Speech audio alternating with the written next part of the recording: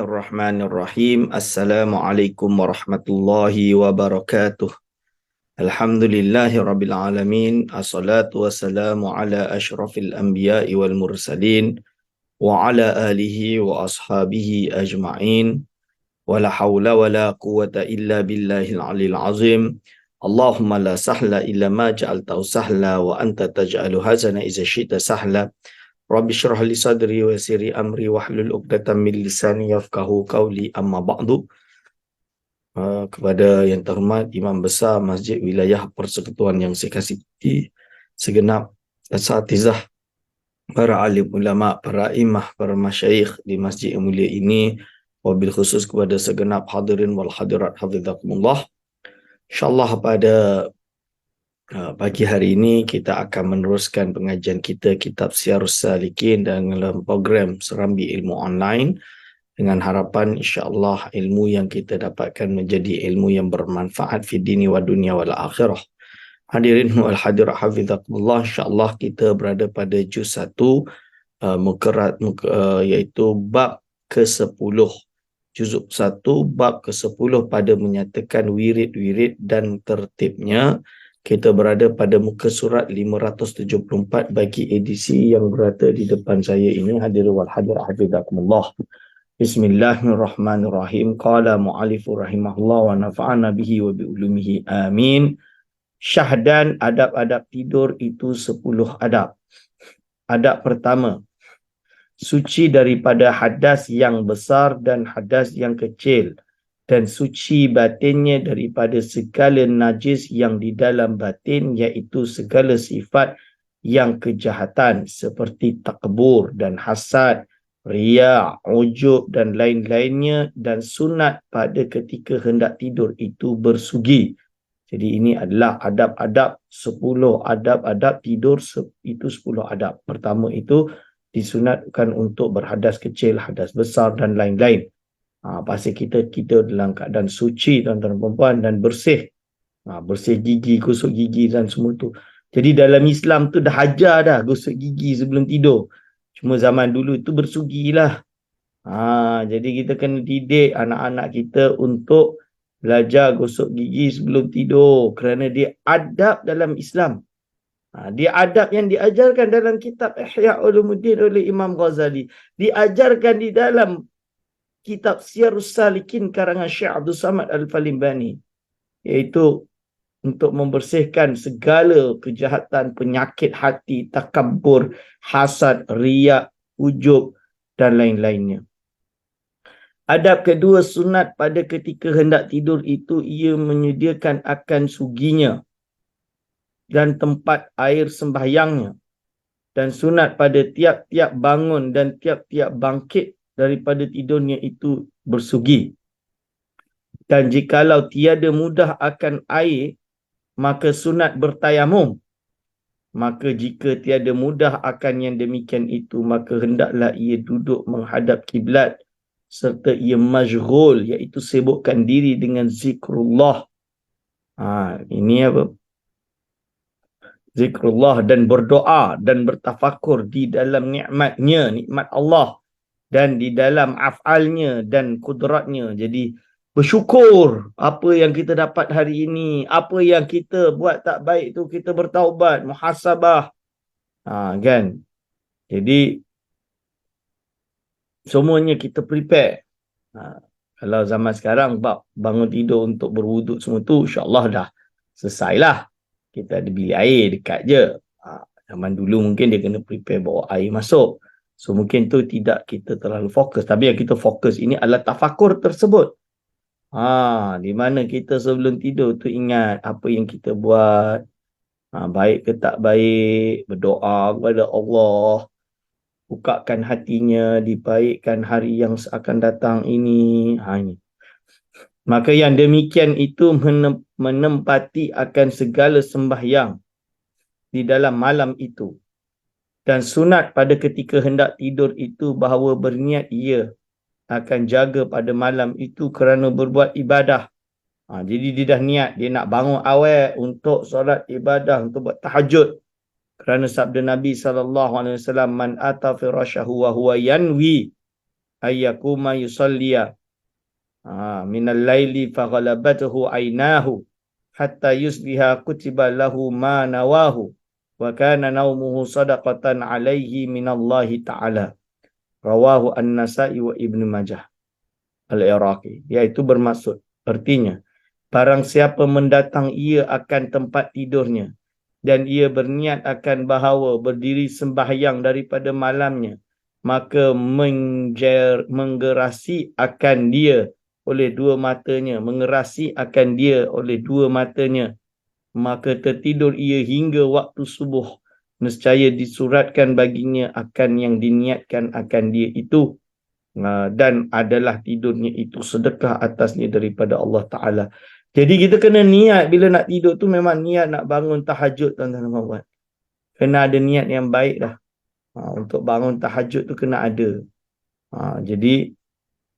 Jadi kalau kita nak tidur tu, pasang niat kita nak tahajud, nak bangun, nak beribadah.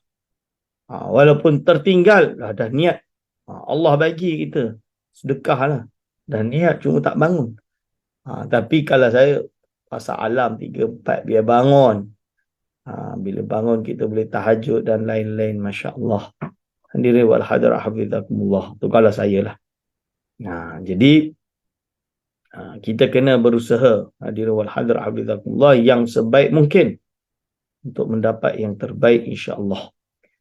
Adab ketiga, tuan-tuan dan puan-puan, iaitu bahawasanya jangan tidur seseorang melainkan telah disuratkan wasiatnya itu padanya, kerana barangkali ia mati di dalam tidurnya. Kerana kata Imam Ghazali rahimahullah ta'ala, ia nakal daripada jumhur ulama, anna man mata min ghairi wasiyatin lam yu'zan lahu fil kalami fil barzakhi ila yaumil qiyamah yatazawarul amwatu wa yattahaddasuna wa huwa la yatakallamu fayaqulu ba'duhum li ba'din hadzal miskinu mata min ghairi wasiyatin. Jadi menurut Syekh Abdul Samad Al-Falibani, pasang niat dulu, pasang wasiat sebelum, sebab takut tidur tu dia mati. Dan ada kalam ulama rahimahullah mengambil pendapat ulama, orang yang mati yang tak bagi wasiat tu nanti seolah-olah di barzakh, nanti di hari kiamat, mayit-mayit roh-roh itu saling menziarahi, tapi dia tak boleh nak cakap. Dia orang semua bercakap, dia tak boleh nak cakap. Bila itu mayat-mayat itu, roh-roh tu nanti dia kata, kesian orang miskin ni. Bila dia meninggal tu tak sempat dia wasiat. Dia tak wasiat lah maksudnya. Sebab tu kita disuruh untuk wasiat dulu, tuan-tuan dan puan-puan. Hadirin wal hadirat hafizakumullah. Adab keempat, seyogianya pada ketika hendak tidur itu, dia bertaubat daripada segala dosa, dan hendaklah sejahtera hatinya itu dengan segala muslimin. Dia kena apa? Dia kena bertaubat. Kita taubat, tuan-tuan, sebelum tidur, takut tak bangun. Biar mati dalam taubat. Ni taubat mana-mana. Jadi kalau segala muslimin, minta, bila kau boleh minta maaf, kalau tak ada maaf pun niat, dan lain-lain, niat baik, husnuzon dan lain-lain. Dan jangan berkata-kata hatinya itu dengan berkehendak menzalim akan seseorang atau berkehendak berbuat jahat akan seseorang. Jangan. Pada ketika jaganya nanti, kerana sabda Nabi SAW, man awa ila firashihi la yanwi zulma ahadin wala yahqidu ala ahadin ghufira lahu majtarama. Diriwal hadir abitakum, rawahu Ibnu Abi Dunya Al-Iraqi. Artinya, barang siapa mendatang ia kepada tempat tidur, padahal tiada dia berniat akan menganiayai atau menganiaya akan seseorang, dan tiada dia berkehendak dengki atas seseorang, nescaya diampuni Allah Ta'ala baginya barang yang dikerjakannya akan dosanya. Hadirin wal hadirat hafizakumullah. Dia jangan ada dengki, hasad dan lain-lain, tuan-tuan dan puan-puan. Jangan. Rawahu Ibnu Abi Dunya. Memang kita sudah hidup di dunia ini penuh dengan hasad, dengki dan lain-lain, tuan-tuan dan puan-puan. Dan seyogyanya dia berniat ketika hendak tidur itu akan berbuat kebajikan kepada muslimin pada ketika jaganya itu. Jadi dia kena niat. Dia bangun, dia nak buat baik kepada orang muslim yang lain. Ini hadir wal hadirah hafizakumullah. Adab kelima, bahawa jangan dia bersedap-sedap dan bersenang-senang dengan menyediakan tilam yang halus dan lembut-lembut, tetapi seyogyanya meninggalkan yang demikian itu atau disimpankan, dicukupkan atas tempat tidur yang pertengahan. Jadi jadi ada kelima ni, kau boleh tidur seadanya. Tidak terlalu nikmat sangat tidur tu. Tapi itulah, nanti kalau tidurnya tilamnya tak betul, bangun sakit sleep disc pula. Ni masalah. Tapi kalau saya bukan kena sedap, cuma kena kerah lah. Sebab kalau kerah, itu tak kenalah penyakit sleep disc ni. Tapi kalau tidur lembut sangat, boleh tenggelam macam tu, justru kena sleep disc. Ni kata doktor lah. Wallahualam. Tapi betul juga rasanya macam tu. Wallahualam. Jadi tidur kerah, biar kerah tu tak ada kena sleep disc. Tuan-tuan dan puan, hadir wal hadirat hafizakumullah. Adab keenam, seyogyanya jangan dia tidur selama belum sangat dia mahu tidur. Dia kalau betul-betul dah ngantuk baru tidur. Jadi sebaiknya dia jangan tidur selama belum sangat dia mahu tidur. Dan jangan diberatinya akan tidur itu, melainkan jika dikasatkan dengan tidur itu menolongi atas berjaga pada malam hari untuk berbuat ibadat pada akhir malam, seperti tidur di dalam waktu qailulah. Maka tiada mengapa diberatinya akan tidur di dalam waktu itu. Jadi apa? Jadi kecuali dia tidur tu memang untuk bangun, menolong. Jadi tidur ni niatkan dia untuk dia boleh bangun waktu malam untuk beribadat. Macam juga tidur qailulah. Sebab itu qailulah tu quality sleep. Jadi contoh dia tuan-tuan, kalau kita drive jauh, contohnya drive balik ke Perak ke Manjung ke Manjui ke, kalau balik ke pergi ke Pulau Pinang ke, contoh Kedah ke, kita drive jauh ni, kadang-kadang tengah jalan ni kita rasa ngantuk sebab dia jalan lurus je kan. Jalan lurus. So korang berhenti dekat R&R, ngantuk jangan drive. So kalau ada R&R, berhenti. Berhenti. Dah ngantuk tu bagi tidur. Bagi tidur. Jangan pula on aircon mesin mati. Nanti bila kena racut. Kan. Dia kata we are on, tak apa. Kita on. Tidur. Walaupun sekejap tu. Itu nama dia quality sleep. Tidur tu memang quality, walaupun dapat 10 minit. Bangun tu memang segar. Betul-betul segar, fresh. Kita rasa macam, kita tak rasa ngantuk. Kita dah memang segar. Walaupun 10 minit je. Tak ada benda dah. Kan? Jangan ada 10 minit. Sekejap.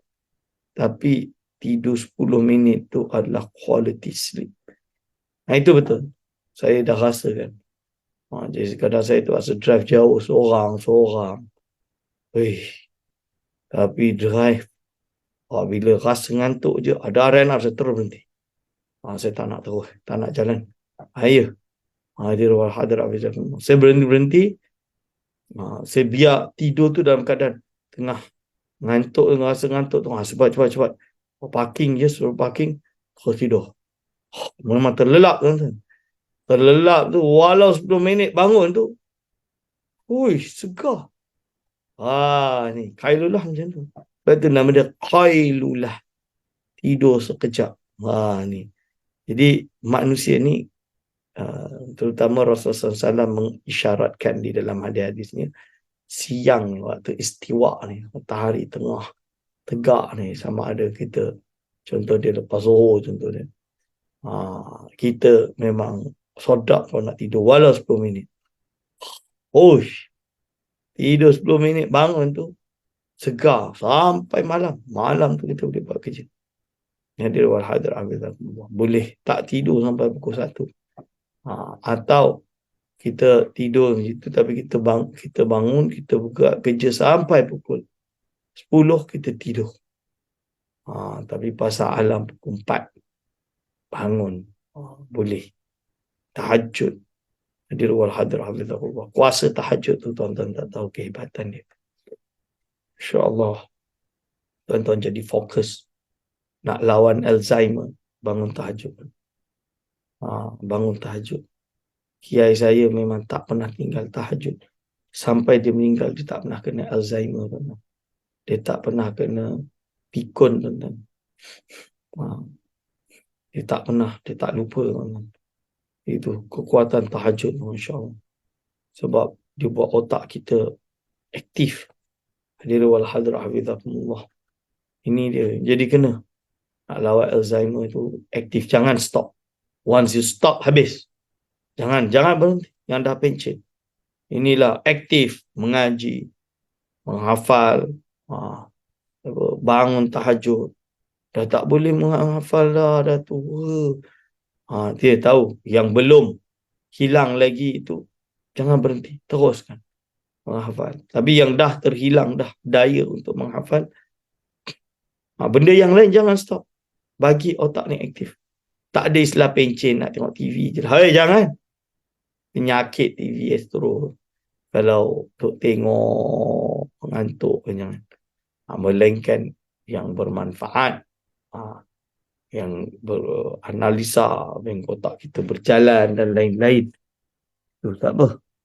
Maka tiada mengapa diberatinya. Maka tiada mengapa diberatinya akan tidur di dalam waktu itu.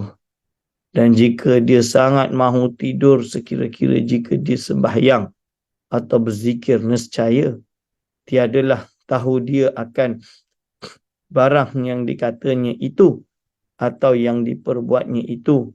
Maka hendaklah dia tidur hingga dia ingat barang yang dikatanya itu atau yang diperbuatnya itu.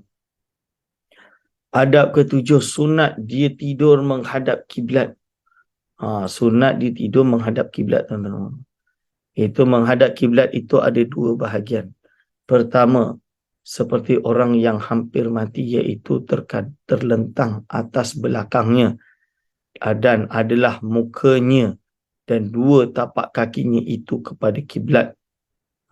Jadi dan muka ni tapak kakinya itu menghadap kiblat. Jadi kiblat jadi menghadap kiblat. Kedua, menghadap kiblat seperti mayat dalam kubur tepi. Macam tu. Iaitu dijadikannya akan lambungnya yang kanan itu ke bawah dan adalah mukanya dan dadanya itu menghadap kiblat. Ini pun salah satu cara. Adab ke-8, sunat dia pada ketika hendak tidur itu membaca akan doa yang diriwayatkan oleh jumhur ulama daripada Rasulullah sallallahu alaihi wasallam, iaitu yang disebutkan oleh Al-Imam Al-Ghazali rahimahullah ta'ala di dalam bab yang kelima pada menyatakan doa yang ma'thur di dalam Ihya Ulumuddin dengan katanya, maka jikalau engkau hendak tidur, maka engkau mengambil air sembahyang. Kemudian maka engkau jadikan tanganmu yang kanan akan bantalmu padahal engkau menghadap kiblat dengan berbaring di atas lambungmu yang kanan. Kemudian ucap olehmu Allahu Akbar 34 kali dan Subhanallah 33 kali dan Alhamdulillah 33 kali. Kemudian baca olehmu Allahumma inni a'udhu biridhaka min sakhatika wa bimu'afatika min uqubatika wa a'udhu bika minka. Ini doa Rasulullah SAW. A'udhu bika minka. Artinya, wahai Tuhanku, bahwasanya aku meminta peliharakan dengan redamu daripada murkamu dan dengan maafmu daripada siksamu dan meminta peliharakan dengan dikau daripada murkamu. Allahumma inni la astati'u an ablugha thana'an 'alaika walau harastu walakin anta kama asnaita 'ala nafsi. Ni artinya, wahai Tuhanku, aku tiada kuasa bahawa menghinggakan puji atasmu, dan jikalau aku loba sekalipun, tetapi engkau puji atas dirimu. Allahumma bismika ahyi wa bismika amut. Allahumma rabbas samawati wa rabbal ardi wa rabba kulli syai'in wa malikahu faliqal habbi wan nawa wa munzilat tawrati wal injil wal furqani wa a'udzu bika min syarri kulli dhi syarrin wa min syarri kulli dabatin anta akhidun bin nasiyatiha. Antal awwalu falaysa qablaka syai'un wa antal akhiru falaysa ba'daka syai'un wa antal zahiru falaysa fawqaka syai'un wa antal batinu falaysa dunaka syai'un. Ikdi anni daina wa aghnini minal faqri. Artinya, wahai Tuhanku, dengan nama engkau aku hidup dan dengan nama engkau aku mati. Wahai Tuhanku, Tuhan tujuh petala langit dan Tuhan tujuh petala bumi, dan Tuhan tiap-tiap sesuatu, dan yang mempunyai akan Dia yang membelah gandum dan biji kurma, dan yang menurunkan Taurat dan Injil dan Al-Quran.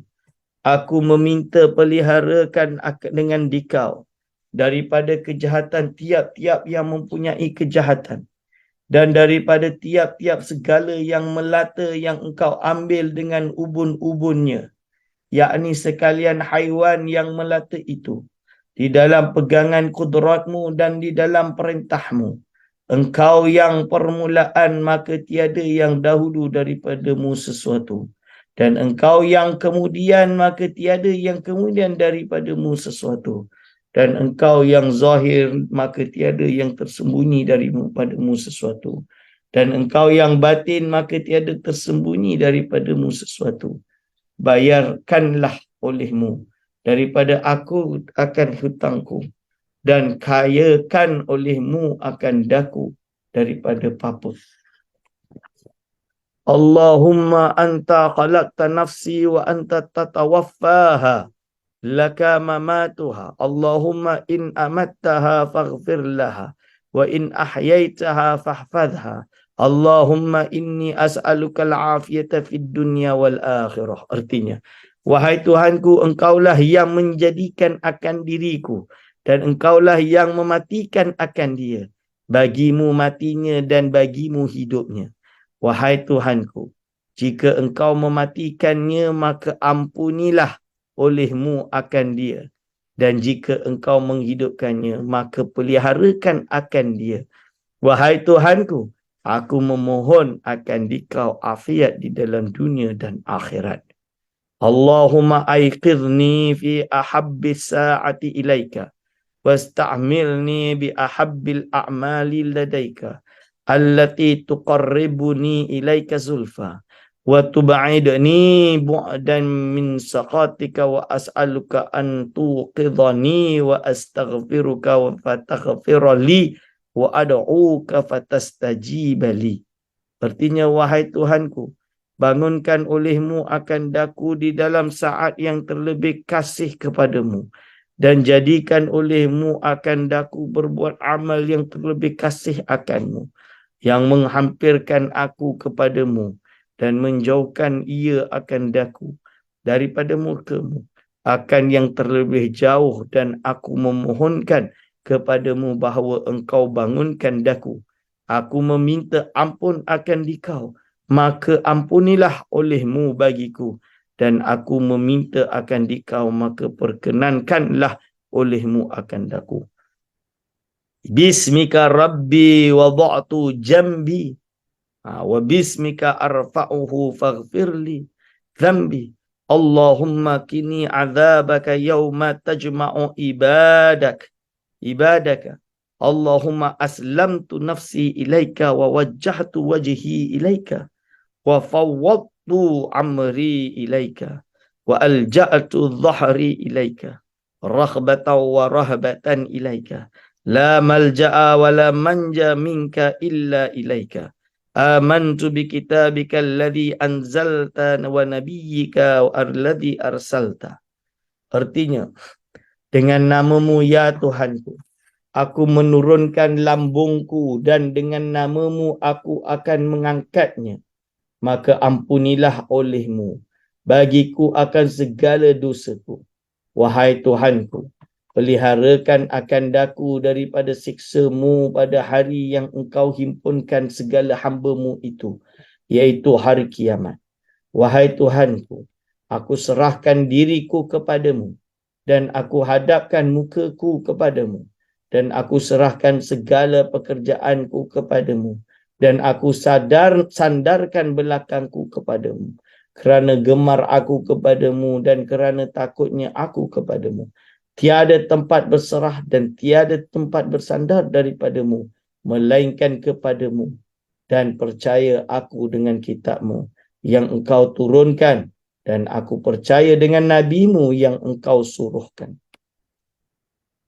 Dan lagi sunat engkau baca pada ketika hendak tidur daripada hal engkau taruhkan tanganmu yang kanan itu di bawah pipimu yang kanan serta dibaca pada ayat kursi dan amanar rasul hingga akhir surah.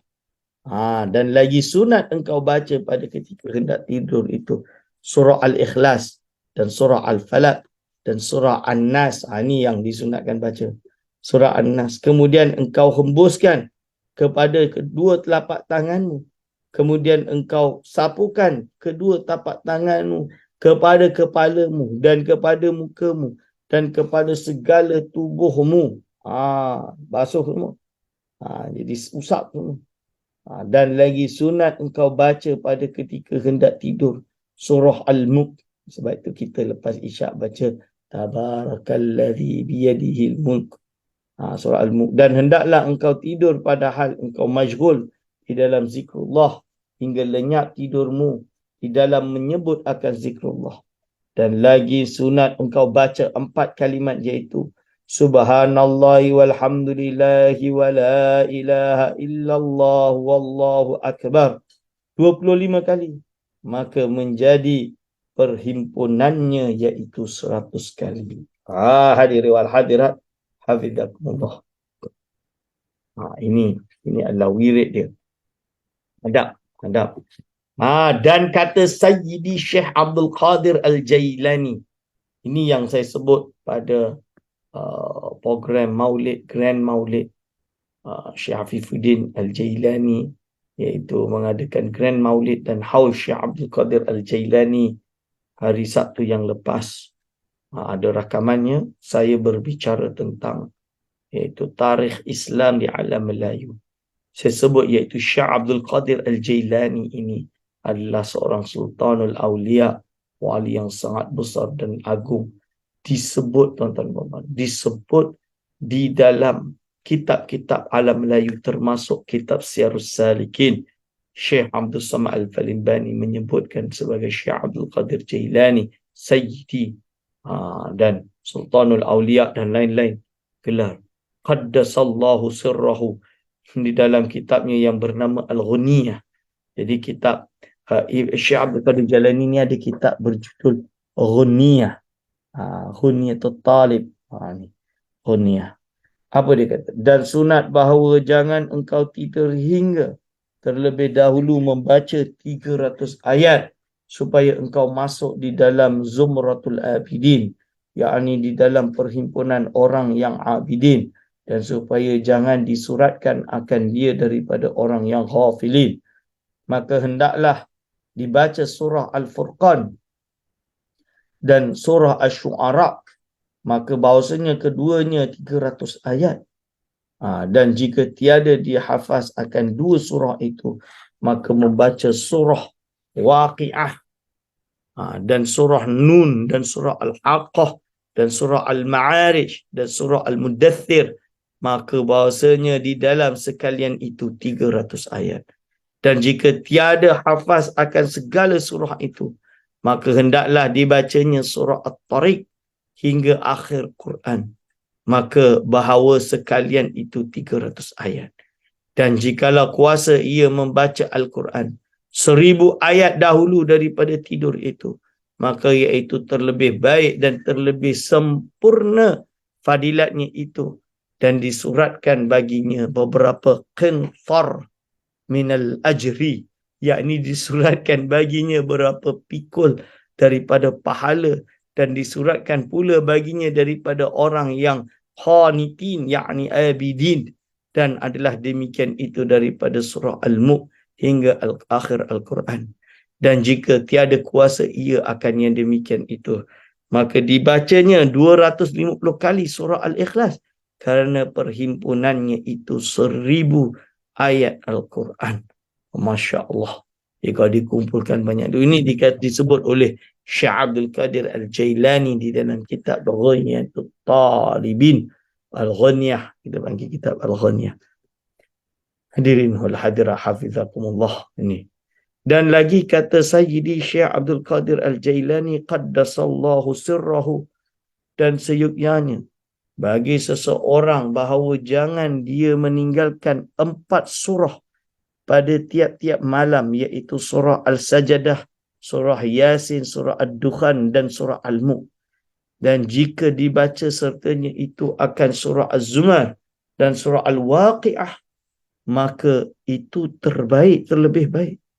Dan adalah Nabi SAW, tiada dia tidur hingga membaca ia akan surah Sajadah dan surah Al-Mulk. Dan di dalam hadis yang lain bahawa tiada ia tidur hingga ia membaca surah Bani Israel dan surah Az-Zumar. Dan dalam riwayat yang lain surah Al-Musabbahat. Musabbahat yang ini surah yang dimulai dengan sabbaha, yusabbihu. Dan disebutkan dalam setengah riwayat bahawa di dalamnya itu terlebih afdal daripada 1000 ayat. Masya Allah. Afdal dia banyak, tuan-tuan. Ini adab ke-9, bahawa sunat engkau ingatkan pada ketika hendak tidur itu bahawa adalah tidur itu seperti orang yang mati, dan bangkit daripada tidur seperti orang yang bangkit dari dalam kubur di padang mahsyar. Ini adab ke-10, sunat membaca doa pada tiap-tiap jaga daripada tidur itu, dan adalah Nabi SAW pada tiap-tiap jaganya daripada tidur dan tiap-tiap berbalik daripada tidur itu membaca La ilaha illallah wal wahidul qahhar Rabbus samawati wal ardi wa ma bainahumal azizul ghaffar. Ini doa dia. Seyuknya sebaiknya bahawa adalah akhir barang yang berlaku di dalam hatinya pada ketika hendak tidur itu zikrullah ta'ala. Jadi di akhir dia itu adalah zikrullah ta'ala. Jadi dia nak di akhir dia itu sebaiknya zikrullah ta'ala. Dan seyuknya pula bahawa adalah pertama barang yang berlaku di dalam hatimu pada ketika bangun daripada tidur itu zikrullah ta'ala. Maka adalah yang demikian itu alamat orang yang kasih akan Allah Ta'ala. Maka apabila engkau bangun daripada tidur itu, maka engkau baca doa yang tersebut pada wirid yang pertama dahulu itu, iaitu Alhamdulillahilladzi ahyana ba'dama amatana wa ilaihin nusyur, hingga akhirnya. Alhamdulillah, segala puji bagi Allah, alladzi yang ahyana, yang telah menghidupkan kami, ba'dama, setelah dia, amatana, dia mematikan kami, wa ilaihi, dan kepadanya an-nusyur, kami semua dibangkitkan kembali, hingga akhir. Wirid yang keempat, tuan-tuan dan puan-puan, hadirin wal hadirat hafizakumullah. Wirid yang keempat iaitu daripada ketika masuk tengah malam hingga tinggal daripada malam itu 1/6-nya. Masuk tengah malam hingga tinggal malam itu tinggal 1/6-nya. Inilah waktu yang seyuknyanya sebaiknya bagi orang yang hendak kemenangan di dalam akhirat itu, bahawa bangun ia mengerjakan sembahyang tahajud, kerana tahajud itu tertentu kemudian daripada tidur. Ni. Dan bertanya sahabat akan Rasulullah SAW dengan katanya, Ayyul laili asma'. Qala jawful laili. Rawahu Abu Daud, yakni wa Tirmizi al-Iraqi. Apa artinya? Apa malam yang terlebih didengar oleh Allah Ta'ala? Maka sabdanya, iaitu pada tengah malam. Bukan sebab tengah malam ni sunyi jadi Allah dengar. Bukan, jangan faham macam tu. Maksudnya lebih, yakni lebih dikabulkan oleh Allah Subhanahu wa Ta'ala. Hadiri wal hadirah hafizakumullah. Allah SWT Maha mendengar. Bising ke tak bising ke, Allah Maha mendengar.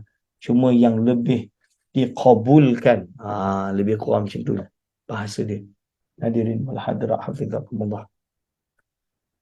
Lalu disebut di sini, kerana pada ketika itu tiada tinggal mata seseorang melainkan ia tidur, melainkan Tuhan yang bersifat Al-Hayyu Al-Qayyum, maka iaitu tiada mengantuk dan tiada tidur. Jadi Allah Maha mendengar, Maha melihat.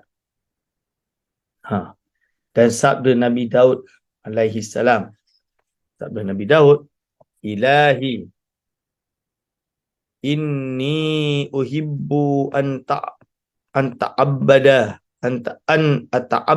laka fa ayyu waqtin afdalu fa awhallahu ta'ala ilaihi ya Dawudu la taqum awwala layli wala akhirahu fa inna man qama awwalahu nama akhirahu wa man qama akhirahu nama awwalahu walakin kum wastal layli takhlu bi wa akhlu bika warfa ilayya hawaijika.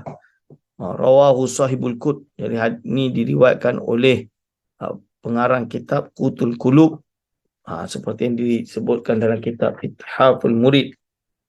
Ini hadiri wal hadirah hafizakumullah. Artinya, wahai Tuhan, bahwasanya aku terlebih kasih berbuat ibadat bagimu, maka ketika mana yang terlebih afdal, maka diwahyukan Allah Ta'ala dengan firman-Nya, hai Daud, jangan berdiri beribadat pada permulaan malam dan jangan berdiri pada akhir malam. Maka bahawasanya barang siapa bangun berjaga pada permulaan malam, nescaya tidur pada akhir malam. Dan barang siapa bangun pada akhir malam, maka iaitu tidur pada permulaan malam.